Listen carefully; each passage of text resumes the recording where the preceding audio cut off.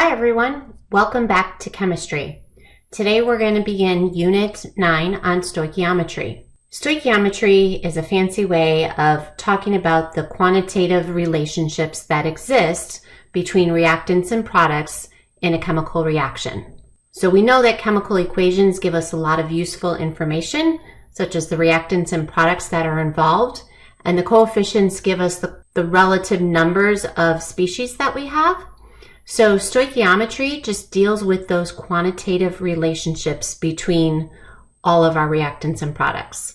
So it involves finding the amounts of reactants and products in our chemical reactions, which is really important in industry because you might want to make so much of a product, so you need to know how many reactants to start out with or how much of your reactants to start off with. Or you might have so much in reactants and you want to figure out how many products or how much in your products you can produce. So the word stoichiometry comes from ancient Greek times. Stoichion means elements and metron means measure, and that is where the word that we use today comes from. The general approach to solving stoichiometry problems is very similar to common things that you do, perhaps on a daily basis, such as food preparation. Let's say you want to create a s'more. In your recipe for s'mores, you will use 2 graham crackers, 1 marshmallow, and 4 chocolate pieces. When you heat up the marshmallow, put it all together, you have what's called a s'more. So here in GC2 MCP4 represents 1 s'more. This is the recipe. These are the relationships you need to get to a s'more. This is similar to making pancakes. You have a recipe. It might call for a cup of your pancake mix, maybe 3/4 cup of milk and an egg, and you know that will get you 8 pancakes. Well, let's say you're feeding extra people who are extra hungry and you want to make 24 pancakes. So we all know that if our recipe will make 8 pancakes, all we have to do is triple our ingredients to get 24 pancakes. Stoichiometry deals with those types of relationships and does a similar thing. So hopefully you recall from the past our island diagram, and it should look really familiar to you, except there's more information filled in here. On the left side in green, we have our substance A, whatever that might be, but it's always what's given to us in the problem. On the right side is substance B in red. To cross from one substance to the other, we've learned that we use our coefficients from the balanced equation. So that's the blue bridge in between. And then if we look at the left, to go from mass to moles, we're going to use molar mass. So you can see on both the green side and the red side, I've highlighted in yellow the molar mass. So that's the bridge to go between mass and moles. If we want to go between a volume unit to moles, we're going to cross this bridge or this bridge on the right, and we see that 1 mole is equal to 22.4 liters. That is going to be true of our gases when they are at standard temperature and pressure. You may recall standard temperature is 0 degrees Celsius and standard pressure is 1 atmosphere. So for the problems that we will be giving students, they will occur at standard temperature and pressure unless we tell you otherwise.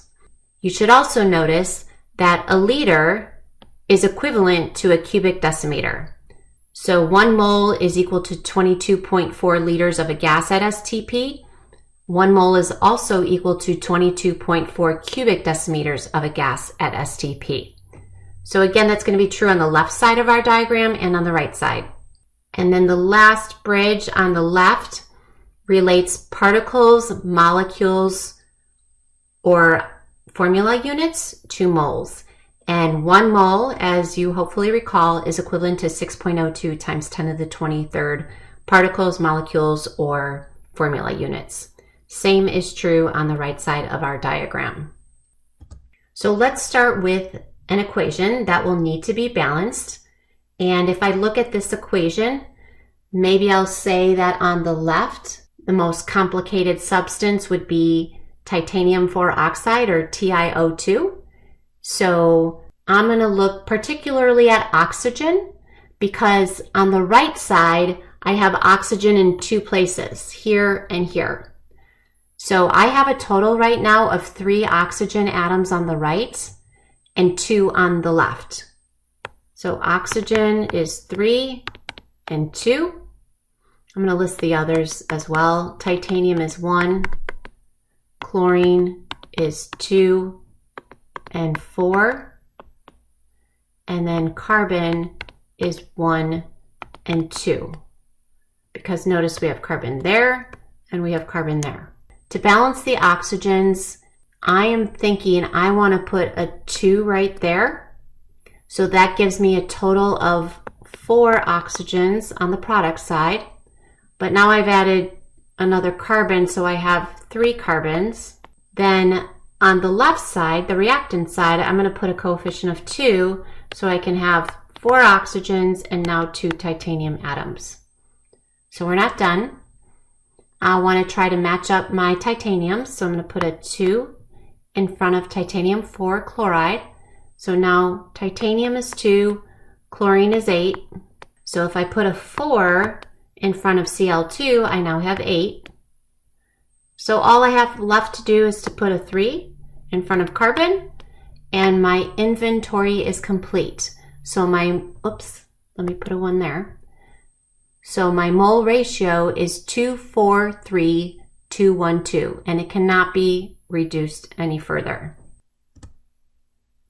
So now that we have our balanced chemical equation, because we always have to start off with a balanced chemical equation, and you can assume if you see numbers other than 1 as coefficients that the equation is already balanced. If all the numbers are 1, however, or if you don't see any numbers, which implies a 1, then you do need to double check if it's balanced. So the question that we're being asked is how many moles of chlorine will react with 4.55 moles of carbon. So we're going to start off with carbon on the left of our island diagram and chlorine on the right. And by the way, you do not need to draw this island diagram for every single practice problem that you do. If you'd like to, you can, but you don't have to. So we're going from moles of carbon to moles of chlorine, so we just have to cross that middle bridge, which is the mole to mole ratio based on the coefficients from our balanced equation. So 4.55 moles of carbon. We're going to create a T-chart. On the bottom, we'll put moles of carbon, and then on the top, moles of chlorine. The number 3 comes from the coefficient in front of carbon. The number 4 comes from the coefficient in front of chlorine. So it's usually at this point students say to me, well, how do I know I'm talking about Cl2? Because I see chlorine over here on the right side. Well, the reason I know that I'm talking about Cl2 is because they're talking specifically about chlorine. They don't ask how many moles of titanium 4 chloride will react with 4.5 or 4.55 moles of carbon. They ask how many moles of chlorine. The only place we just have the element chlorine is right here. So now that I have in the top right of my T-chart the unit and substance that I want to end with, I know I can stop. And then I just have to multiply 4.55 times 4 divided by 3, which I highly recommend you get in the habit of practicing this while you watch the screencast. So plug it into your calculators and make sure that you get 6.07 moles of Cl2. Also notice that the answer has 3 sig figs because the number we started off with has 3 sig figs. Whenever we set up conversion factors, remember that they do not count towards final sig figs in our answer. So counts, constants, and conversion factors are not to be included for final sig fig count. All right, next problem using the same balanced equation. What mass of titanium 4 oxide will react with 4.55 moles of carbon? So in our island diagram, we start with the carbon, so that's on the left, and we're trying to get to titanium 4 oxide. So we put that on the right in the diagram. We put 4.55 moles of carbon first in our T-chart, and then we need to get over to the red circle, which is grams. So we need 2 more columns in our T-chart. The first one, we're going to put the mole ratio. So this number 3 comes from the coefficient in front of carbon. On top, we have 2 moles of TiO2. 2 comes from the coefficient in front of TiO2 in the chemical equation. So that's where those numbers come from. Notice that we have a different substance on top as compared to the bottom. TiO2, moles of that, is above moles of carbon. The only time we can change our substance in a T-chart, meaning the only time we can have a different substance on top of another substance or above it, is when we have our mole-to-mole ratio. But we're not stopping yet because they want to know mass, which is grams, and right now we're at moles. So we need to multiply by the molar mass of titanium 4 oxide. So that's 2 oxygen atoms and 1 titanium atom together add up to 79.88 grams. Notice in both my T-charts so far, I have a number, unit, substance everywhere in the T-chart, top and bottom. Number, unit, substance. You must put a number, unit, substance everywhere in your T-chart and also in all of your answers to get full credit. So the final answer is 242 grams of titanium 4 oxide. 3 sig figs in our final answer because the number we start off with has 3 sig figs. Let's look at another question, but the same balanced equation. How many formula units of titanium 4 chloride can be made from 115 grams of titanium 4 oxide? So we're given information about titanium 4 oxide, that's TiO2, and then we want to figure out titanium 4 chloride, how many formula units that would be equivalent to. So here's titanium 4 chloride. So we're starting at the green circle, going down to the red circle. We're given 115 grams of titanium 4 oxide. We need to basically cross 3 bridges, the red, the blue, and then the green bridge as well. But we start with the green because that's the one we know information about. So to cross the green bridge, we need to put down the molar mass of titanium 4 oxide. So again, we already solved that on the prior screen, but 1 titanium, 2 oxygen atoms add up to 79.88 grams. Make sure your units cancel. So from here, the blue bridge is the coefficients from the balanced equation. So 2 moles of TiO2 on the bottom, 2 moles of TiCl4 on top.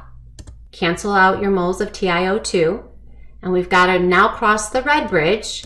So we know in 1 mole of TiCl4, there are 6.02 times 10 to the 23rd, otherwise known as the Avogadro's number, formula units in TiCl4. Cancel out our units. And then what I want you to do on this one in particular is I want you to plug in these numbers into your calculator to make sure you get the same answer as me.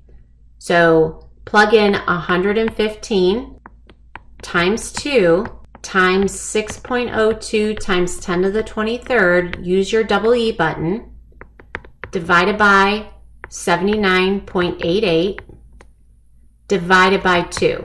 Now I understand 2 divided by 2 is just 1 and you don't really need to plug in both of those, but I kind of want to show you this method to make sure when you don't have the same number on top and bottom that you know what you're doing. So another way you can solve this problem is you can type into your calculator 115 times 2 times Avogadro's number divided by, and then parentheses 79.88 times 2, parentheses. Either way works. Just make sure though, because I find that a lot of students don't like to use the parentheses like I did the second time. Make sure if you're not using parentheses that you have your division sign twice here in your calculators. So please try that in your calculator. You should get an answer of 8.67 is what I get times 10 to the 23rd formula units of TiCl4.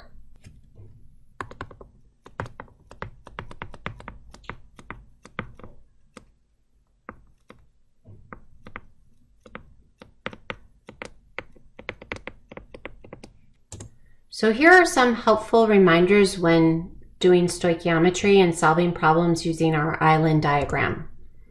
First off, use coefficients from the balanced equation only when you're crossing that middle blue bridge. Any other time you're crossing a bridge, not a blue bridge, you're always going to have the number 1 in front of mole for a substance. So you'll notice there's coefficient above the blue bridge. That's when we use the coefficients.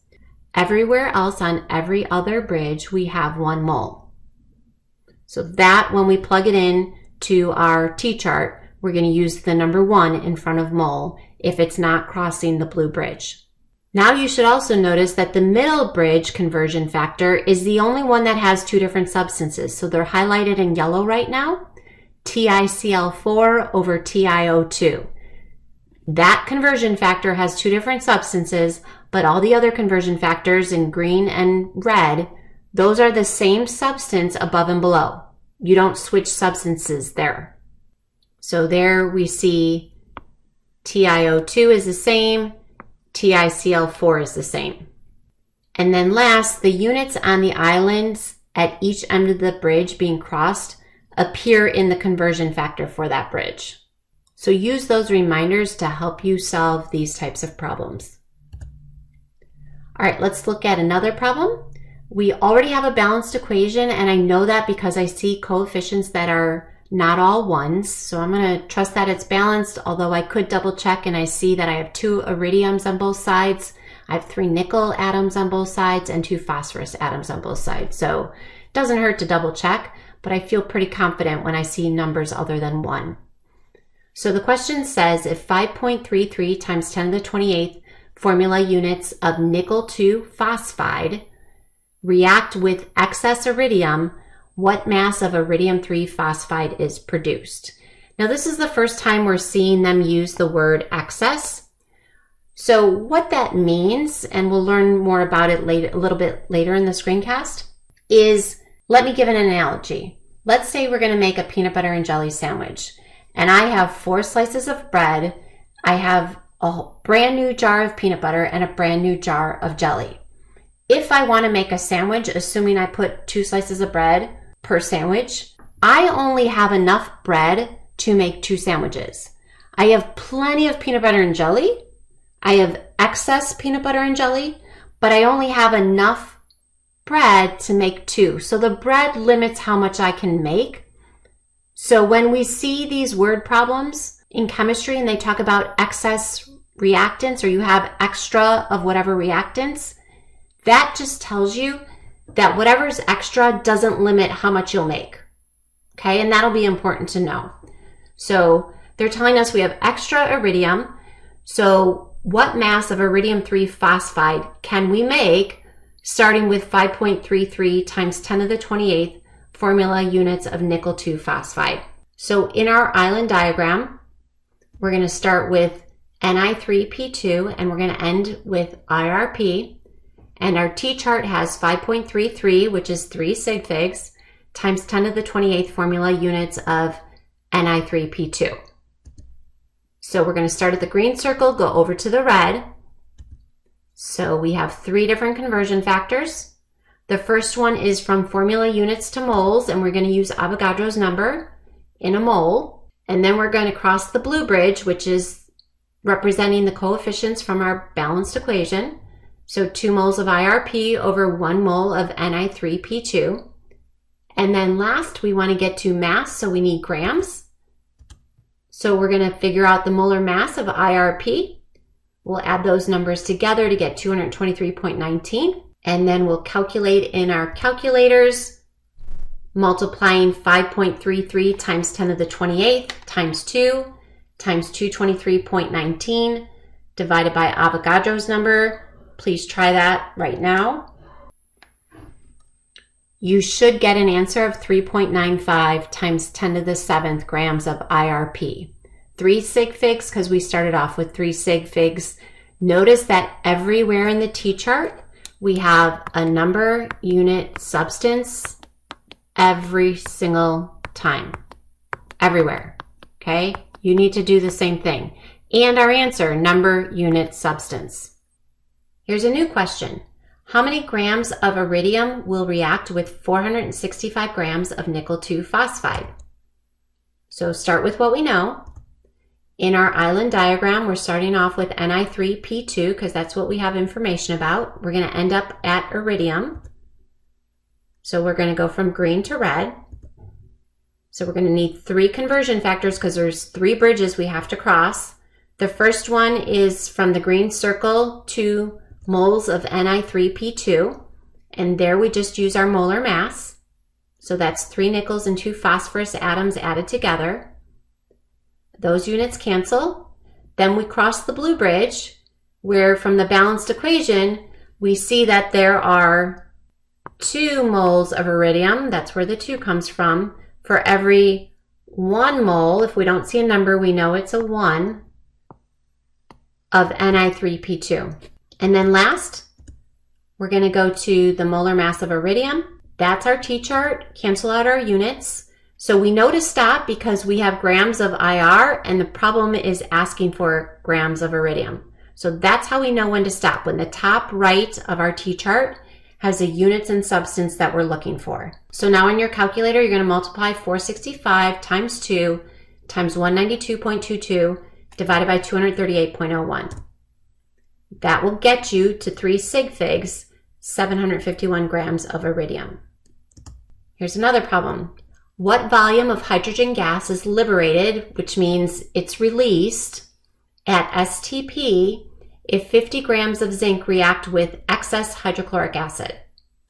So again, they're telling us we got extra hydrochloric acid, plenty to carry out the reaction as long as we want. We're going to run out of zinc first. So zinc will be used to determine how much product we can make. So let's start off with our reactants. You hopefully recognize this as a single replacement reaction. So we need to refer to the activity series. We see hydrogen, and then we also see zinc on our activity series. Zinc is higher up than hydrogen, so it's more reactive and it will switch places. So we'll get as products hydrogen and zinc chloride. So now that we know our products of our equation, we have to balance it. Hopefully you can somewhat quickly figure out that the coefficients or the mole ratio will be 1, 2, 1, 1. Now that we have a balanced equation, because we always have to start off with a balanced chemical equation before we do any of these problems in this unit, we need to start with what we're given, but let's write that down. We've got 50 grams of zinc, so I'm writing that below zinc. We've got excess hydrochloric acid, and we want to figure out how many liters of hydrogen we will generate. We're going to go from zinc to hydrogen on the island diagram, and we're starting at green with grams, and we're going over to red for volume. So 50 grams of zinc, we're going to have 3 columns. First one is molar mass. Make sure our units cancel. Next one is the blue bridge, where we look at our coefficients from our balanced equation. Make sure our units cancel. And then the last one, we're going to go to liters. So this is at STP. It's a gas. So 1 mole of hydrogen gas is equivalent to 22.4 liters of hydrogen gas. Cancel out our units. We're going to multiply the top numbers divided by 65.39. That'll give you 17.1 liters of hydrogen. 3 sig figs in our final answer because we started off with 3 sig figs. Next one, at STP, how many molecules of oxygen react with 632 cubic decimeters of butane? So butane's formula is C4H10. You might be tempted to call that tetracarbon decahydride because that's how we learn covalent names. But organic compounds, which are those that contain carbon, have a different way of naming their compounds. So this one with 4 carbons and 10 hydrogens is referred to as butane. We should recognize that if we have a hydrocarbon and oxygen, that this is going to be a combustion reaction, and that the products of a combustion reaction are always CO2 vapor and water vapor. So now that we have that, we're going to balance the equation. Remember, you want to balance carbon first, then hydrogen, then oxygen. So balance the carbons. put a coefficient of 4 on the right, then the hydrogens, and then we see we have for oxygen on the product side, we have 4 times 2, which is 8, plus 5 times 1 is 13. So it's really difficult to get 13 on the reactant side when oxygen has a subscript of 2. So in this case, what we want to do is we want to double all the coefficients we have right now. So the 1 in front of butane becomes a 2. The 4 becomes an 8, and the 5 becomes a 10. Now we can put the number 13 in front of O2. So as a quick double check, on the left we have 2 times 4, which is 8 carbons. On the right we have 8 carbons. On the left we have 2 times 10, which is 20 hydrogens. 10 times 2 is 20. And then looking at our oxygens, we have 26, and then we have 8 times 2 is 16, plus 10, which is also 26. And our mole ratio, 2, 13, 8, 10, cannot be simplified. So we're done balancing the equation. So going back to our island diagram, we start with butane, and we want to get over to oxygen. So we start at the green circle, end with the red. Start creating our T-chart, 632 cubic decimeters of C4H10. We're going to cross 3 bridges, so we'll have 3 conversion factors. First one is to go from cubic decimeters to moles. And then moles of butane to moles of oxygen, so we use our coefficients from our balanced equation. And then we go to molecules. So 1 mole of oxygen is equivalent to Avogadro's number of molecules. So again, please type this into your calculator to make sure you get the same numbers. You should get for an answer 1.10 times 10 to the 26 molecules of oxygen. Now, what if the question had asked you, instead of molecules, what if it asked about atoms? So we're going to I would take the unrounded answer that we just got. So I would use 1.1040 times 10 to the 26, because that's what I get on my calculator. Molecules of oxygen. And then I'm going to say in 1 molecule of O2, there are 2 atoms, because I see this subscript of 2. So 2 atoms of oxygen in every molecule of O2. So I'll multiply by 2. And then I get an answer. Here it says 2.20 times 10 to the 26th, but if you had not rounded like I didn't in green, you would have gotten an answer of 2.21 times 10 to the 26th atoms of oxygen. 3 sig figs, because the number we started off with was 3 sig figs. All right, so we've done some stoichiometry with our coefficients in our balanced equation. But we can also add a new term, which is energy. So we see in the equation in front of us, we have 891 kilojoules. That is really acting as a product in this reaction. And I know that because I see this plus sign. And it's on the right side of the equation. So we have CH4, which is called methane, and oxygen that form CO2 and water. And at the same time, will release 891 kilojoules for every mole of methane that is burned. So this is our combustion reaction. Kilojoules is energy. Because it's on the right side or the product side of the equation, I know that this is energy being released from the equation, or energy being given off. Some equations will have energy on the reactant side. So there are equations that will absorb energy. So we would put in that situation the plus sign and the amount of energy on the reactant side. And we'll see that more in the future. But I just want you to be aware that energy on the product side means that energy is released. Energy on the reactant side means that energy is absorbed. So the balanced equation gives the ratio of moles to moles. We've already discussed that. But it also gives us the ratio of moles to energy. So if we take our island diagram, we could take a little detour, as you can see here, and we can go to energy. So let's try it out. How many kilojoules of energy are released when 54 grams of methane are burned? We're starting off with methane, which is CH4, and we want to get to energy, which is red. So 54 grams of methane. We've got to go from grams to moles. We're going to have 2 bridges to cross. So there are 16 grams of CH4 in a mole of CH4 because carbon is 12 and each hydrogen is 1. And then we know, based on our balanced equation, for every 1 mole of CH4, we release 891 kilojoules. So that's where this conversion factor comes from. We're going to cancel out our moles of CH4, so we're left with kilojoules, which is what we want to find, so we know to stop here. We're going to multiply the top numbers, 54 times 891, divided by 16, gives us 3,007 kilojoules of energy.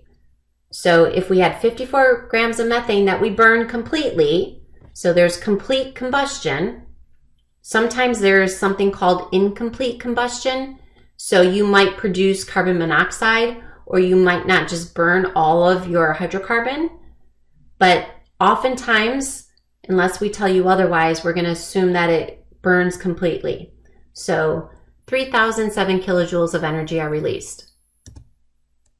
Let's look at another problem. And again, I see that it's balanced because I have coefficients other than 1. This is the same chemical equation, but a different question. So at STP, what volume of oxygen, so here's oxygen, right? I know we see atoms of oxygen in other substances like CO2 and water, but that's carbon dioxide and water. That's not oxygen. What volume of oxygen is consumed in producing 5,430 kilojoules of energy? So there's our diagram. We're starting with energy, so that's in green, and we're trying to get to volume of O2, which is in red. So 5,430 kilojoules. We're going to go from kilojoules to moles, and then moles to liters. So based on our balanced equation, we see that for every 2 moles of oxygen, we release 891 kilojoules. That's where these numbers come from. 2 moles of O2 over 891 kilojoules. Notice, by the way, that kilojoules does not have a substance after it. This is the only time that there's no substance. So once we get to moles of O2, we know that we can't stop because we're trying to get to volume. So for every 1 mole of gas, there's 22.4 liters of that gas. So cancel out the moles of O2, multiply the top, 5,430 times 2 times 22.4 divided by 891 gives us 273 liters of O2. 3 sig figs in our answer because our original number only has 3 sig figs. And if you have trouble remembering that, just think of NAS. So zeros at the beginning are never significant, always when they're in the middle. Sometimes at the end if there is a decimal. So there's no decimal here, so that 0 is not significant. So it's only 3 sig figs. What mass of water is made if 10,540 kilojoules of energy are released? So we're going to start off with energy, go over to grams of water. So we're going to have 2 conversion factors. This is what we're given. By the way, that has 4 sig figs. Think of NAS, right? The 0 right here is significant, but not the 0 at the end because there's no decimal in the number. So based on the balanced equation, we see 2 moles of water and 891 kilojoules. So that's where those numbers come from. Cancel out kilojoules. We want to get over to grams. So we know in a mole of water, there's 18.02 grams of water. Multiply the top, divide by the bottom, and we get... All right, so now there's not necessarily extras of any of our reactants. So going back to our peanut butter and jelly sandwiches, we have a limited amount of everything. It's not an abundance of any one reactant, or at least not that we know of. So this time they're saying we have 125 grams of aluminum that reacts with 125 grams of chlorine. How much aluminum chloride can we make? So now that we have limited quantities and not excess, how do we go about solving this problem?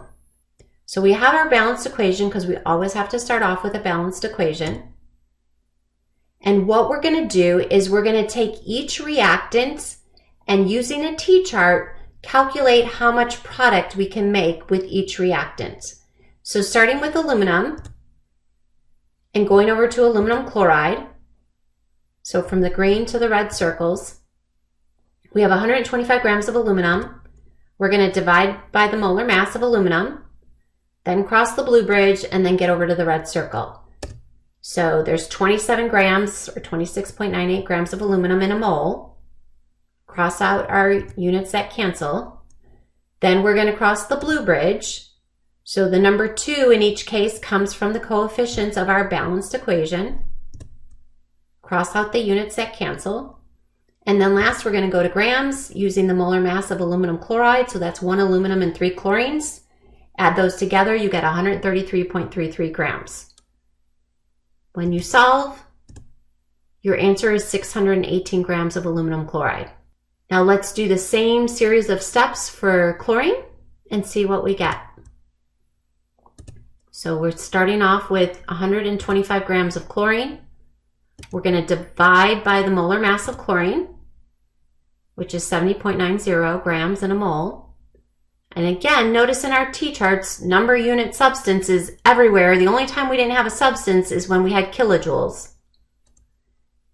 Then we're going to cross the blue bridge. So this is the only time that we can switch up our substances in a conversion, right? Aluminum chloride on top, chlorine on the bottom, because it's moles to moles, and we're using our coefficients from our balanced equation. Once we cross over to aluminum chloride, we then have to go to the molar mass, which is 133.33 grams of aluminum chloride in a mole. Cancel out our units, and we get 157 grams of aluminum chloride. So with those starting amounts, we get 2 different amounts for our product. So what are we actually going to make? So here's the question and the chemical equation rewritten. We will make the lesser amount from the prior 2 calculations. So if we go back, we see that we got 618 grams and we got 157 grams. What this means is once we make 157 grams of aluminum chloride, we run out of chlorine. So chlorine is what we started with. Once we produce 157 grams of aluminum chloride, the chlorine's all gone. We will have extra aluminum, but we can't continue with the reaction because we have enough aluminum to make a total of 618 grams of aluminum chloride, but we don't have enough chlorine to make that much. So we can't make any more than 157 grams of aluminum chloride in this case. We're out of chlorine. So we call chlorine our limiting reactant, abbreviated LR. That's the reactant that runs out before any other reactant runs out. So the amount of product we can make will be limited by the limiting reactants. We can't make any more than what our limiting reactant allows us to make. Anything you don't run out of, so any other reactants that you don't run out of, we call excess reactants. So if you have a total of 2 reactants, one is limiting, the other is excess. If you have 3 reactants, one is limiting, 2 are excess, etc. All right, so how do we find the limiting reactant? If we have this generic reaction where we have reactant A and reactant B that form product, assume that you're given the amounts of A and B. And should you use the reactant A or B in your calculations? Well, we just saw that you need to use both. So using stoichiometry, you will calculate the amount of product possible from both reactant A and reactant B, which means you'll set up 2 different T-charts. After that, you'll look at your answers. So how much product you can make. Whichever reactant produces the smaller amount of product, that is your limiting reactant. And then the smaller amount of product is the most product you can make because then you run out of that one reactant. So let's look at some problems. Which is going to be the limiting reactant, iron or chlorine? Now keep in mind, limiting reactants are only reactants. So sometimes I get students telling me that iron 3 chloride in this example is limiting.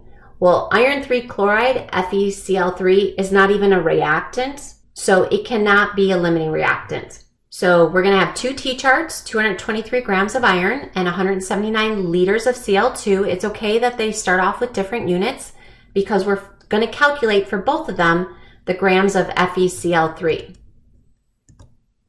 So we're going to need 3 conversion factors. Looking at the top T-chart, the first one is molar mass. So 55.85 grams of iron from the periodic table are in a mole. Then we're going to cross the blue bridge, which uses our coefficients from our balanced equation. And then last, we'll have the molar mass of iron 3 chloride, 162.2 grams, are in a mole. Cancel our units. We get an answer of 648 grams of iron 3 chloride. So let's do something similar with our chlorine. We have 179 liters of chlorine. Again, they didn't tell us, but we're going to assume that we're at STP. So 22.4 liters is in a mole. And then using the coefficients from our balanced equation, 3 moles of chlorine are on the bottom and 2 moles of iron 3 chloride on top. Cancel our units. And then last, our molar mass of iron 3 chloride, which we already calculated. Make sure you show your work, by the way. So if you have to calculate iron 3 chloride, somewhere you should be showing me how you got that number 162.2. So iron, there's 1 atom, chlorine is 3, so multiply by each of their molar masses and then add them together and you should get 162.2 grams of FeCl3. So back to the bottom T-chart, cancel the units, you get 864 grams of FeCl3. So how many grams of iron 3 chloride can we produce?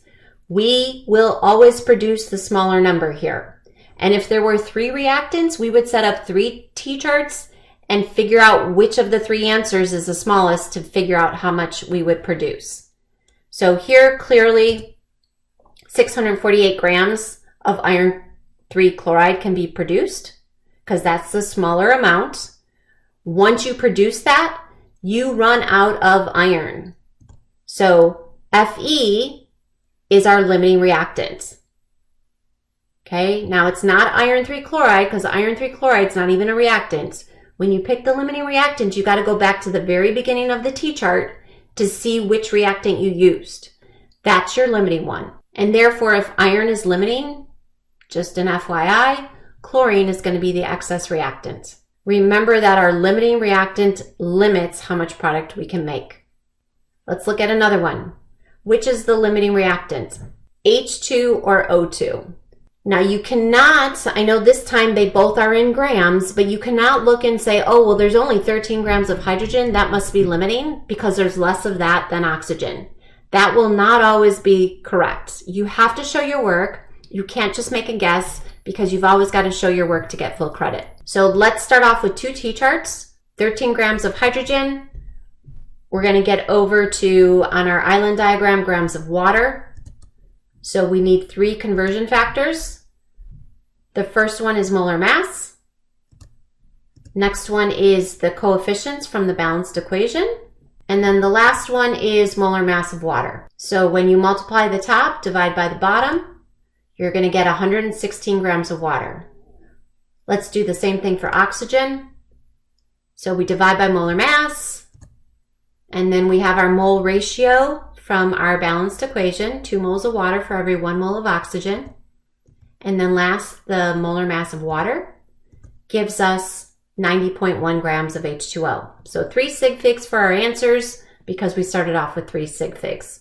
So how many grams of water can we produce? It's the smaller answer, which is 90.1 grams of H2O. What is the limiting reactant? Go back to the beginning of that T-chart that had the smaller answer, and that's your limiting reactant, which is oxygen. Notice that the limiting reactant doesn't have the smaller amount to begin with. We start off with 13 grams of hydrogen and 80 grams of oxygen, yet oxygen is our limiting reactant. Be careful, you always have to create a T-chart or 2 T-charts when you have 2 reactants. Let's look at another one. which is our limiting reactant, iron or bromine? So 2 T-charts with our starting amounts that they're giving to us. We're going to have 3 conversion factors.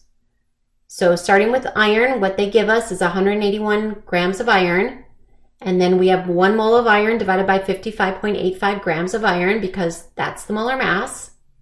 Then we use our coefficients from our balanced equation, cancel out our units, and then we use the molar mass of iron 3 bromide. This gives us an answer of 958 grams of iron 3 bromide. Now let's do the same for bromine. 96.5 liters of bromine. And then we're going to put 1 mole of bromine over 22.4 liters of bromine. And then our coefficients from our balanced equation. And then last, the molar mass of iron 3 bromide. And again, you need to show your work for where the molar mass comes from. So iron, there's 1 atom times its molar mass. Bromine is 3 times the molar mass. Calculate those, add them together. You should get 295.55 grams of FeBr3, number unit substance. So in our last T-chart, we're going to solve. We get 849 grams of FeBr3. So we can only produce the smaller amount, which is 849 grams of FeBr3. Go back to the beginning of that T-chart. That tells us bromine limits how much we can make. So bromine is the limiting reactant. Iron is the excess reactant. All right, let's move on to percent yield. So we have a word equation that we're going to write out as a balanced chemical equation. So molten sodium is just liquid sodium. And solid aluminum oxide. So aluminum would form an ion with a +3 charge, oxygen 2-. So we get Al2O3, which is a solid, it says. It will yield solid aluminum and solid sodium oxide. So that's Na2O. Then we have to balance our equation. So if we balance first our oxygens, we have 3 on the left, 3 on the right now. Next, we'll do the others. I'll go to sodium. So if I put a 6 coefficient in front of sodium on the left, on the right I also have 6, and then I need 2 aluminums on the right, so there's a coefficient of 2. So 6, 1, 2, 3 is the mole ratio. It cannot be further simplified, so that's our balanced chemical equation. So now we need to find the mass of aluminum produced if you start with 575 grams of sodium and 357 grams of aluminum oxide. So we're going to do what we've been doing here. Here's our island diagram. We're going to have 2 T-charts, 1 for each reactant. We're going to have 3 conversion factors. So we're going to go from grams to moles for sodium. Then we're going to cross the blue bridge using our coefficients from our balanced equation. Then we're going to multiply by molar mass of aluminum. That gives us 225 grams of aluminum. So 575 times 2 times 26.98 divided by 22.99 divided by 6. Please give that a try in your calculator to make sure you get the same answer as me. Next, aluminum oxide. We have 1 mole over 101.96 grams of aluminum oxide. Again, show your work where that number comes from, the 101.96. And then our mole ratio from our balanced equation is 2 moles of aluminum for every 1 mole of aluminum oxide. And then the molar mass of aluminum is 27 grams per mole. That gives us 189 grams of aluminum. So we've got 225 grams and 189 grams. What we can produce then is whichever is smaller. So 189 grams of aluminum is all that we can produce because once we get to 189, we have used up all of the aluminum oxide and there's no more left. So even though we have more sodium left, we don't have any more aluminum oxide, and so the reaction stops. So this amount that we just calculated, the 189 grams, that is called our theoretical yield. That's the amount of product we would get if everything worked out perfectly in our chemical reaction. We always find our theoretical yield using a T-chart. So we're going to use stoichiometry or Stoic to figure out what the theoretical yield is. Now, let's say we actually carry out this reaction in the lab, but instead of getting 189 grams, which is what we calculated we should have gotten, we end up getting only 172 grams of aluminum. Why did we not get 189 grams like we calculated we should have gotten? Well, there could be a variety of reasons for this. Some of the more common reasons are you just couldn't collect all the aluminum. Perhaps it got stuck to the walls of the container it was in, so when you went to measure it on the balance, the mass was not as high as it should have been. Maybe you didn't get all of your reactants to actually react. Maybe you didn't wait long enough for the reaction to occur. You stopped it too soon and it wasn't done. There was still more sodium and more aluminum oxide that could react. So you didn't wait long enough. Or what commonly happens in lab is you might have spilled some of your reactant or product. So if you don't have as much reactant as you thought you did, then you might not be able to make as much as you expected to make. Or if you spill or lose some of your product, you're not going to end up having as much. So those are some of the reasons why what you actually get when you do the lab doesn't match up with what you should have gotten. But what you actually get should always be less than what you should have gotten, unless you introduce contaminants. Then you might get more. So that number, 172 grams, represents our actual yield. This has to be given to you in a problem because you don't know what the actual yield is without actually performing the chemical reaction. So they have to give it to you. So we've got a new equation. It's for percent yield. It equals the actual yield over theoretical yield times 100. I like to write this as PAT, P for percent, actual A over theoretical T times 100. So that looks like the word PAT to me, so I refer to it as PAT. The way to calculate percent yield is similar to how batting averages are calculated, or your GPA is calculated, or how well you do on a test. For example, the test might have 100 questions and you get 95 of them correct. So 95 divided by 100 times 100 gives you 95%. That is what percent yield is. Notice it says up here that it can never be greater than 100%. Okay, so in our problems that we give to you, they shouldn't be more than 100%. The only time that might happen is if there is some contaminant and then it adds to the mass. And that's your final mass it would add to. So for the prior problem, figure out what the percent yield is. 172 grams of aluminum is what we actually got in the lab, even though we calculated that we should have gotten 189 grams of aluminum. So 172 divided by 189, notice we have number unit substance, times 100 gives us 91.0%. So because our starting numbers or number was 3 sig figs, our final needs to be 3 sig figs. All right, let's look at the reaction that powers this space shuttle. So hydrogen and oxygen will produce water and energy. So if we have 100 grams of hydrogen, 640 grams of oxygen as our reactants, we can calculate the amount of energy shown in these blue boxes. Let's determine the limiting reactant, excess reactant, and the theoretical yield. After we've done that, we know that the reaction is carried out in lab, and when it's carried out in lab, there's 10,500 kilojoules of energy produced instead of these theoretical amounts. So what's the percent yield? So based on our calculations here for energy, we know that we have to look at the smaller amount, and that's 11,440. So that is going to represent the T-chart that has the limiting reactant. So the limiting reactant is what's at the beginning of the T-chart. So in this case, the limiting reactant is O2. The excess reactant then is at the beginning of that T-chart. So the excess reactant is H2. The theoretical yield is the smaller of the two numbers that we calculated.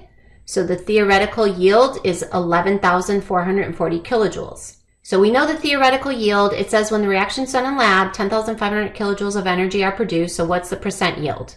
So the actual is the number they gave us, 10,500 kilojoules, divided by the theoretical yield times 100 gives us 91.8%. 3 sig figs, 3 sig figs, 3 sig figs. We want an answer with 3 sig figs. All right, let's talk about the airbags in your car. They will inflate with nitrogen gas via the decomposition of sodium azide.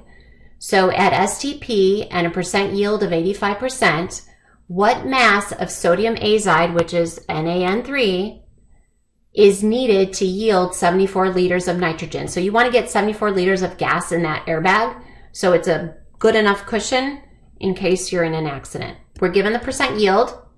We're given the actual yield. We need to actually get in that airbag 74 liters. So we have our equation. 85 is equal to 74 liters over X times 100. Now be careful. I see students who do not know how to properly solve this problem.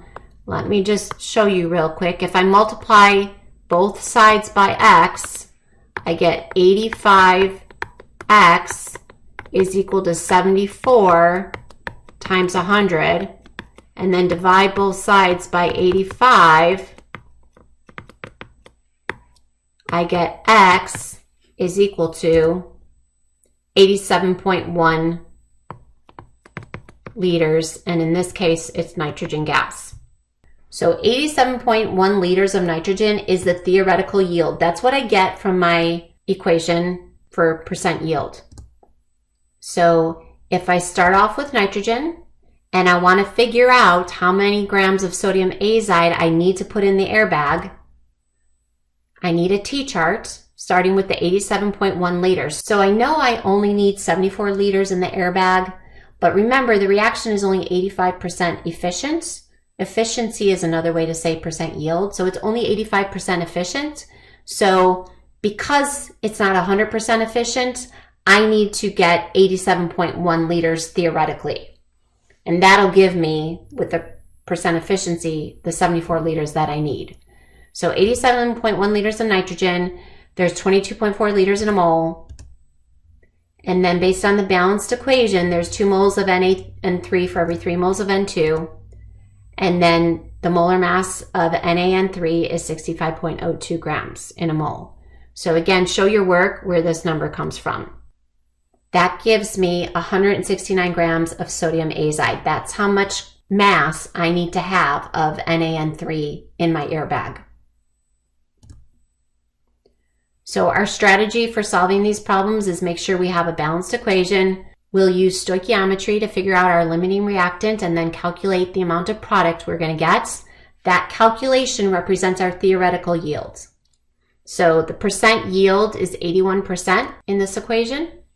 We're going to start off with each of our reactants, 100 grams of ZNS and 100 grams of O2. We're going to have 3 conversion factors, molar mass, our mole ratios from our balanced equation, and then our molar mass again. Cancel our units, and then we get 83.51 grams of ZNO. So 4 sig figs because we started off with 4. Let's do the same thing for oxygen. Divide by molar mass, cancel units, and then use our mole ratio, and then molar mass again.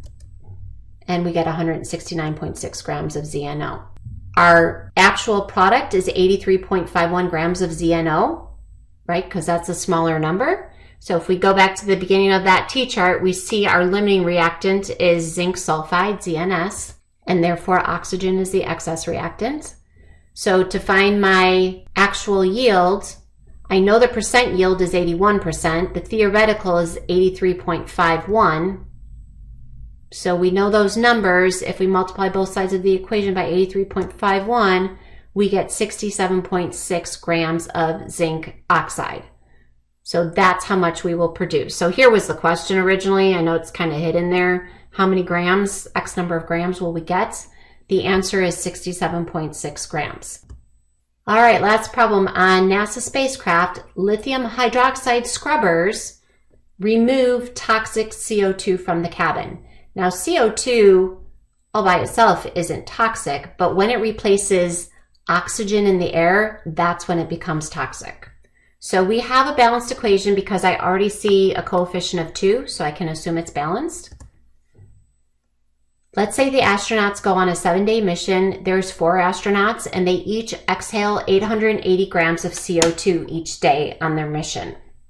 If the reaction above is 75% efficient, so again, efficiency and percent yield are the same thing, how many grams of lithium carbonate will actually be produced?